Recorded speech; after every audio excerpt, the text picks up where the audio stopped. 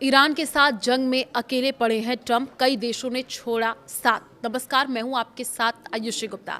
देखिए, ईरान में खामेनेई समेत 40 से भी ज्यादा अधिकारियों के मारे जाने के बाद अमेरिका के लिए ये जंग बड़ी सफलता की तरह दिख रहा था, लेकिन 17 दिन बाद हालात बदल चुके हैं।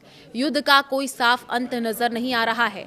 जी हाँ, ईरान ने जवाब में हॉर्मुज जल डमरुमध्य के रास्ते तेल आपूर्ति रोक दी, जिससे दुनिया की अर्थव्यवस्था पर बड़ी चोट पहुंची है।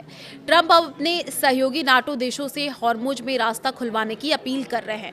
हालांकि इन देशों ने साफ कर दिया है कि वो हॉर्मुज स्ट्रेट में अपने वॉरशिप नहीं भेजेंगे। ये फैसला ऐसे समय में आया है जब अमेरिकी राष्ट्रपति डोनाल्ड ट्रंप ने चेतावनी दी थी कि अगर नाटो देश इस अहम समुद्री रास्ते को फिर से खोलने में मदद नहीं करते तो नाटो का भविष्य खराब हो सकता है। द गार्जियन की रिपोर्ट के मुताबिक जर्मनी ने साफ कहा है कि वो किसी भी सैन्य कार्रवाई में हिस्सा नहीं लेगा। जर्मन चांसलर फ्रेडरिक मर्ज ने कहा कि इस मामले में कभी कोई फैसला नहीं हुआ, इसलिए जर्मनी के सैन्य योगदान का सवाल ही नहीं उठता। उन्होंने ये भी कहा कि ईरान की मौजूदा सरकार खत्म होनी चाहिए, लेकिन बमबारी करके उसे झुकना सही तरीका नहीं है।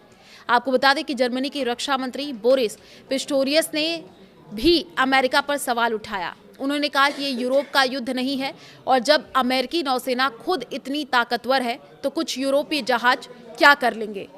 तो ब्रिटेन के प्रधानमंत्री कीर स्टारमर ने कहा उनका देश इस बड़े युद्ध में नहीं फंसेगा।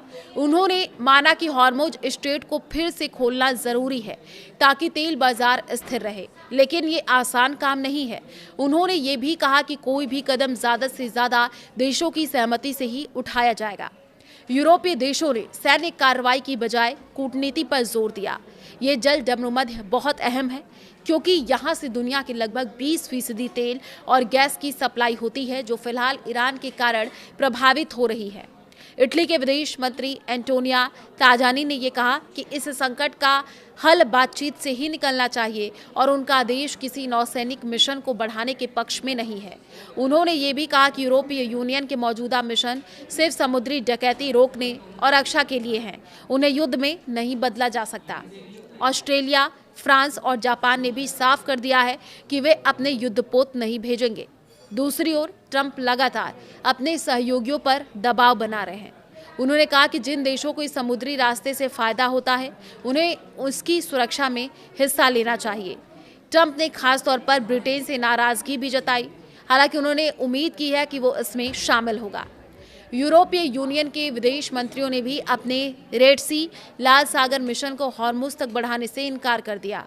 ईयू के विदेश नीति प्रमुख काजा कैलस ने कहा कि फिलहाल मिशन का दायरा बढ़ाने की कोई इच्छा नहीं दिखी है।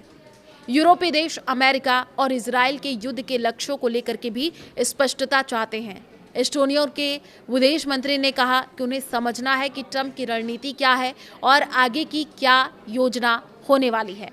देखिए, इस बीच इजराइल ने ईरान के कई शहर जैसे तेहरान, शिराज और तबरीज में बड़े पैमाने पर हमले किए हैं। इजराइल का ये दावा है कि उसने ईरान के पूर्व सर्वोच्च नेता अयतुल्ला अली खामेनेई से जुड़ा एक विमान भी नष्ट कर दिया है।